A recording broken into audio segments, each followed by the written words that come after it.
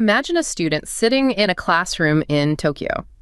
The system has labeled him as having the, quote, intellectual ability of a young child. And the reason for this... And unbelievable when you hear it. It's because he struggles to write neatly by hand. He can't follow these rigid paper-based procedures that have, defined Japanese schooling for decades. But then you hand him a smartphone. Right. And suddenly, this same delayed student is navigating these incredibly complex interfaces, showing a level of reasoning that his evaluators just didn't think was possible. So to the system, he's a failure.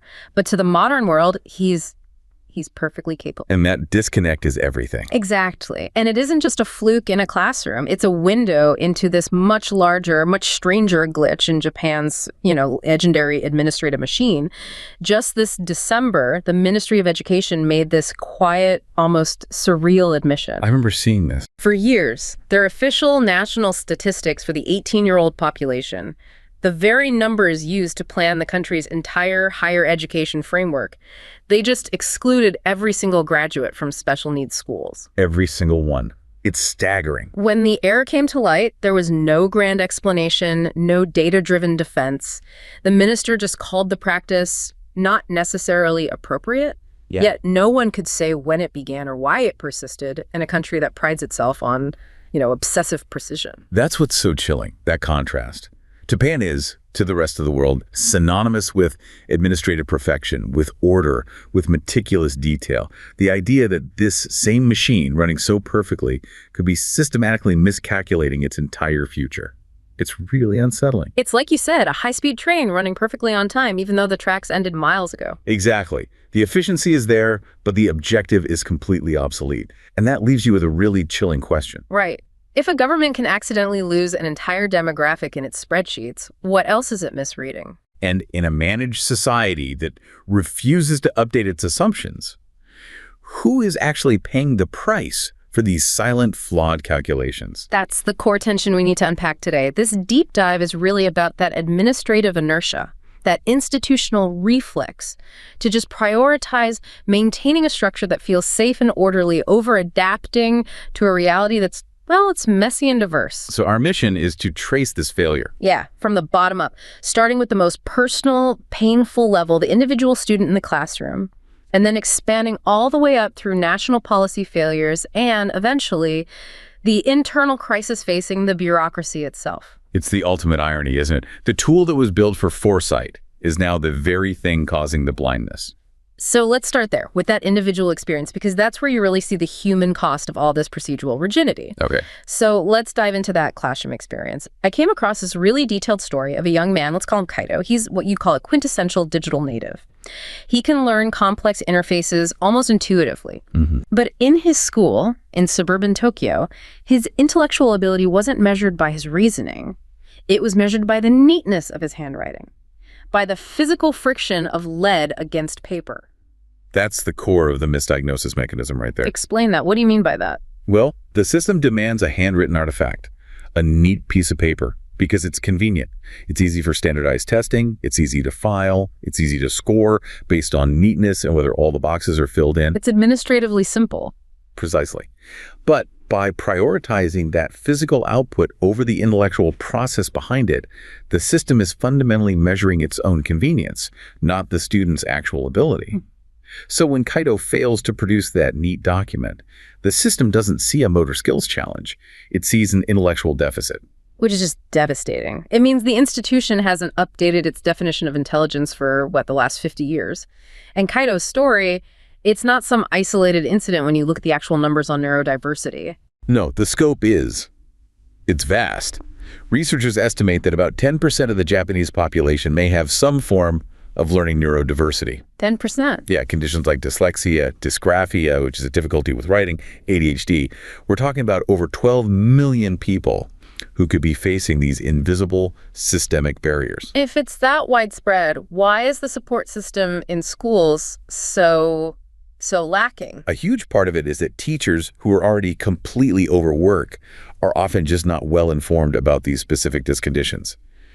In a culture that places this immense value on effort, on Ganbaru, the common assumption isn't this child has a neurological difference. If they're lazy. It's they're lazy or they're not trying hard enough, especially if the student has a normal or even high IQ. And the moment you turn a neurological difference into a moral failure, the psychological fallout is just immediate. It's catastrophic.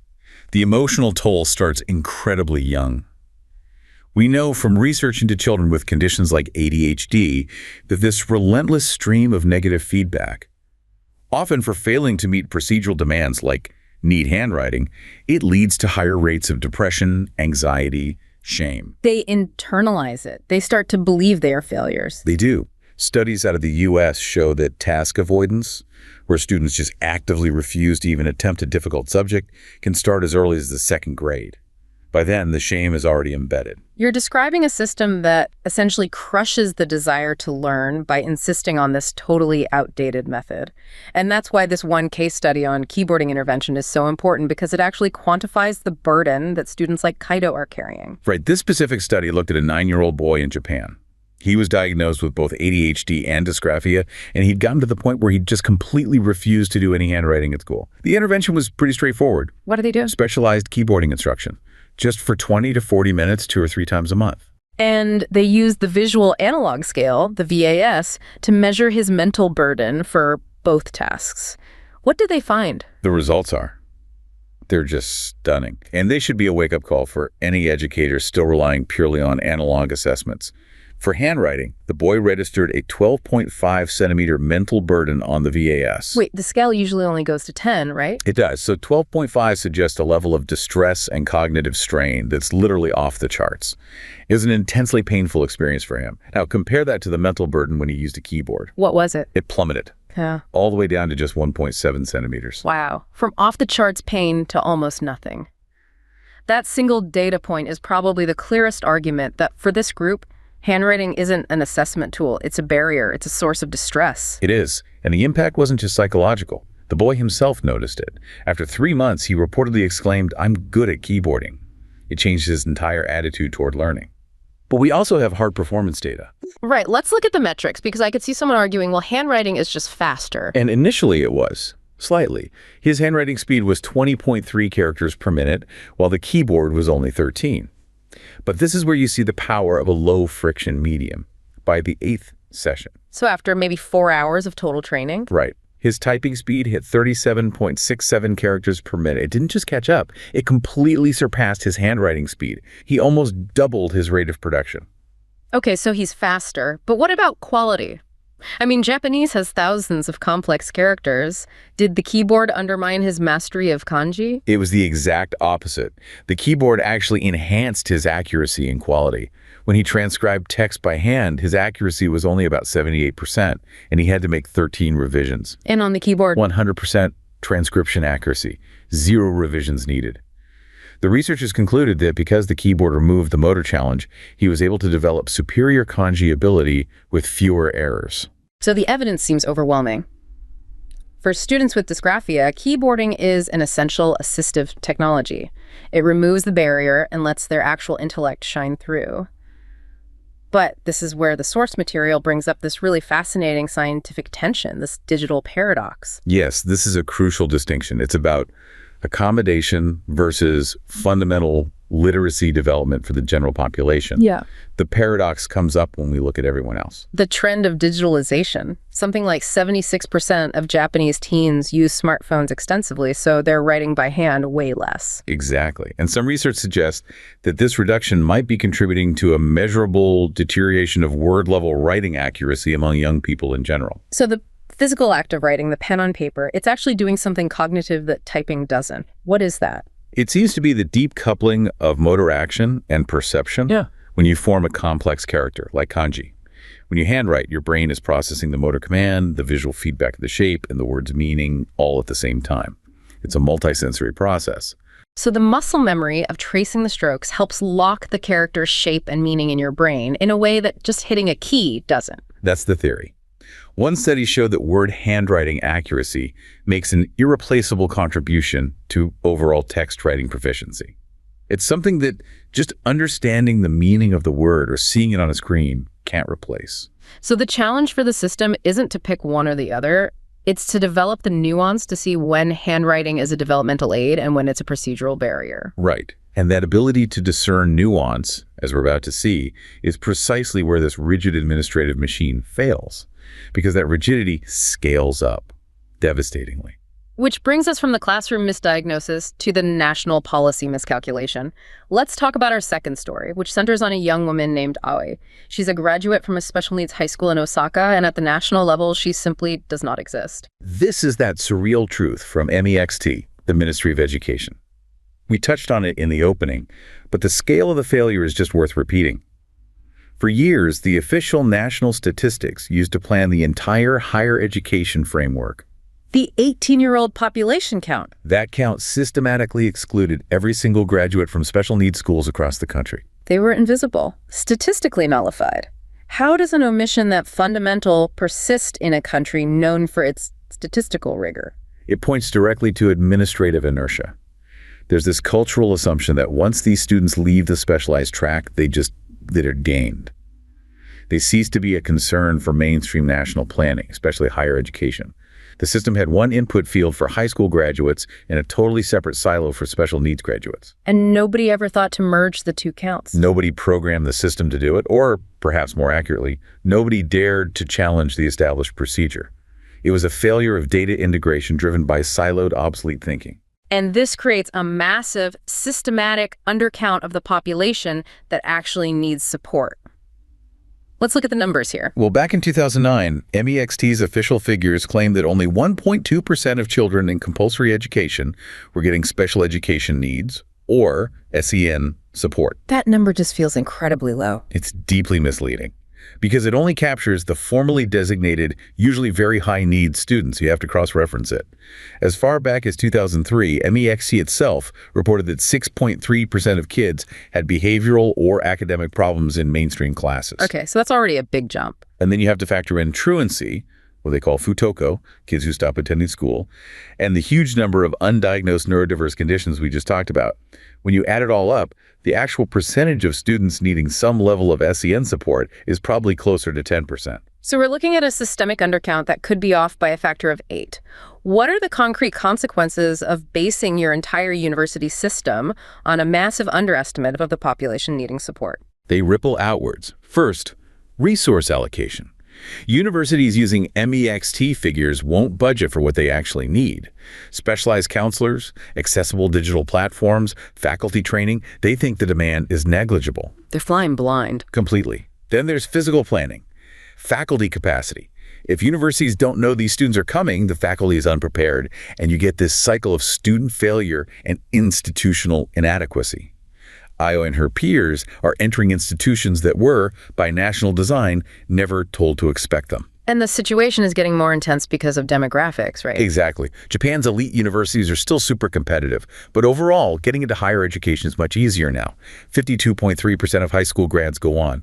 But because the youth population is shrinking so fast, the smaller, private universities are desperate to fill their enrollment quotas. So they're increasingly enrolling students with SEN, not out of some grand vision for inclusion, but out of economic necessity. That's a huge part of it.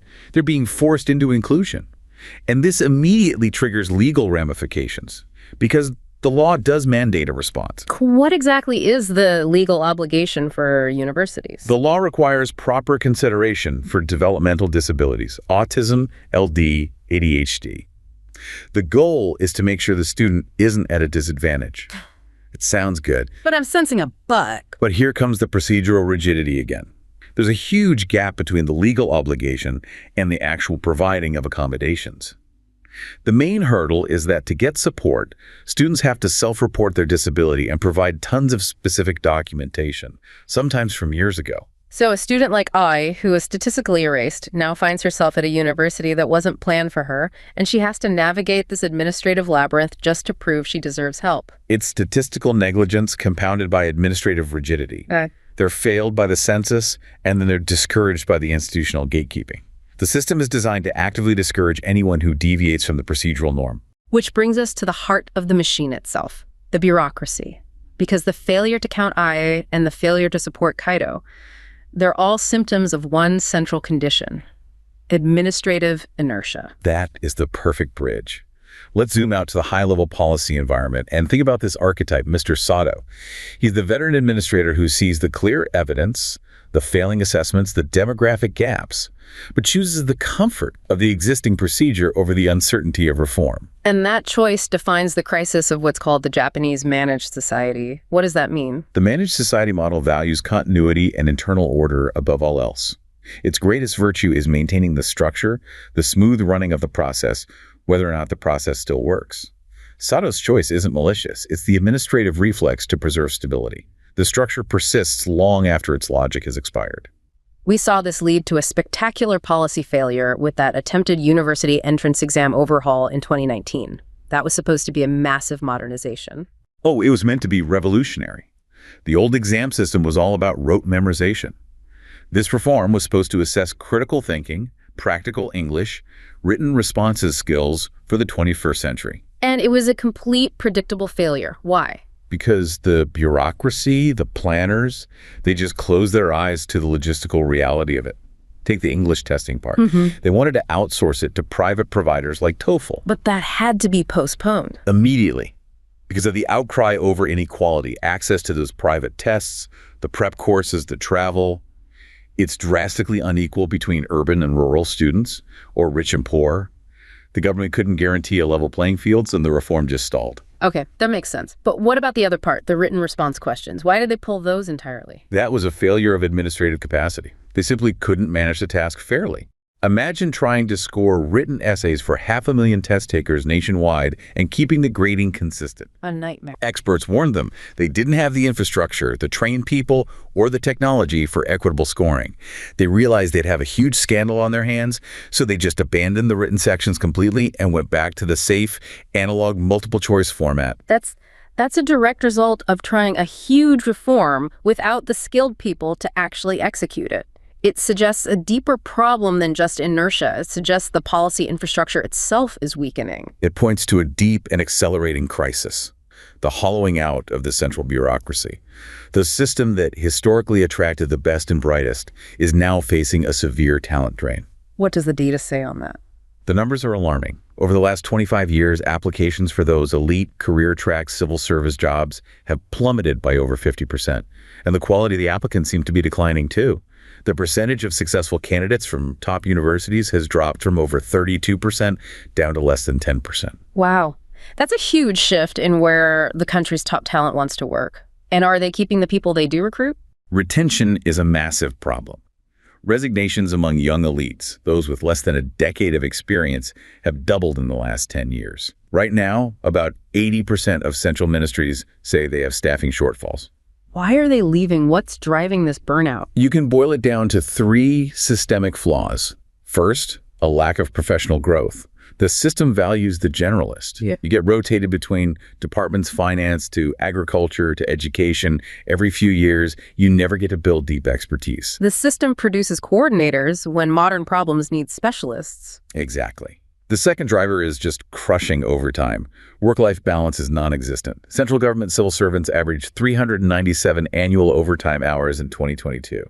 The national average is about 120. So they're working over 3 times the average overtime. That's like working an extra 2.5 months a year unpaid. It is unsustainable burnout. And when you're exhausted, you don't have the energy to question obsolete procedures. You just maintain the status quo to survive. It directly feeds the inertia. And the third factor? Reduced autonomy. Over the last few decades, politicians, especially the Prime Minister's office, have centralized policymaking. This means civil servants have less power to propose real systemic reforms from the ground up. They're asked to run the machine, but given less power to fix it. So you have this closed system that desperately needs cutting-edge specialists in things like AI, but its structure and working hours are designed to repel them. How does it fix this? Necessity is forcing a change. We're seeing the start of a hybrid model. Ministries are finally embracing the hiring of external mid-career experts. Where is this happening? In the most critical areas, the new digital agency and the financial services agency are leading the way. Both of them have mid-career hiring rates over 30%. They're actively recruiting IT pros, data scientists, specialized accountants from the private sector. That is a huge structural shift, valuing competence from the outside over tenure from the inside. It's a paradigm shift. And the idea is to create this hybrid future with two tracks. You'd have your expert civil servants recruited from outside and promoted on merit. They solve the immediate expertise gap. And the second track. The generalist civil servants, the core staff. Their track would gradually become a more open, merit-based system too.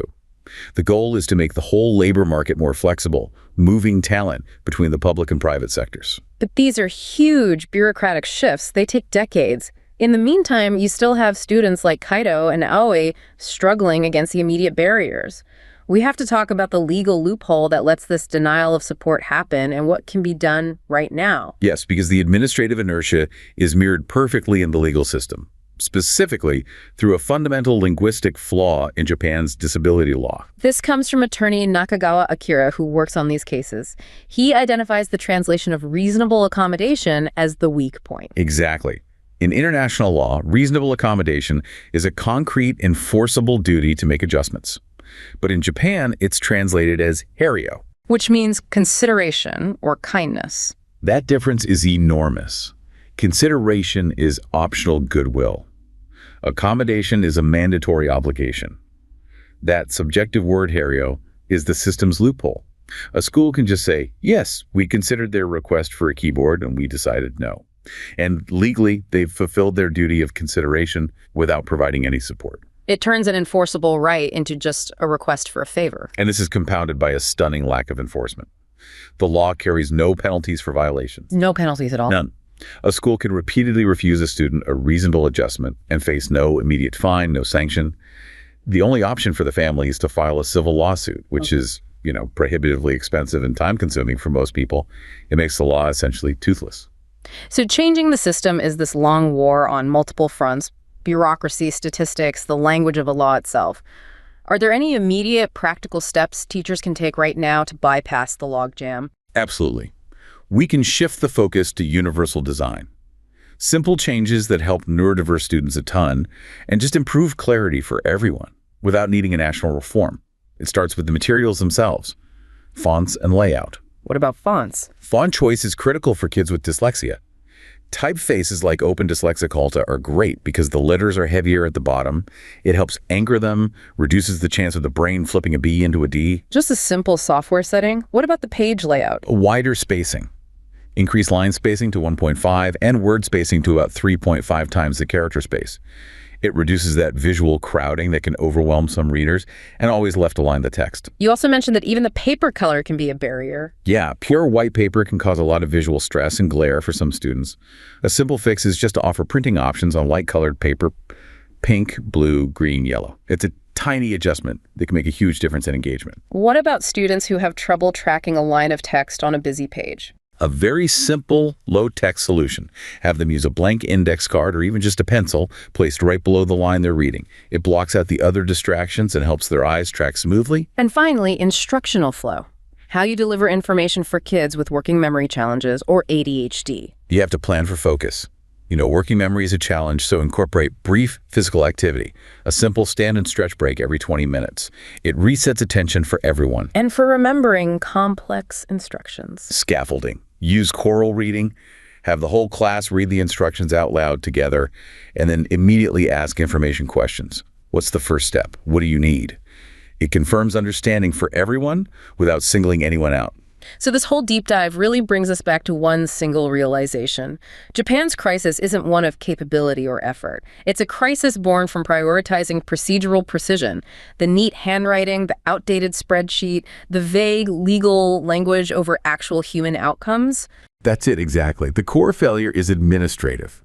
It's valuing the method over the meaning, the structure over the full diverse capability of the people it's supposed to serve. The very institutions designed to maintain stability have become the primary source of instability because they refuse to update their core assumptions.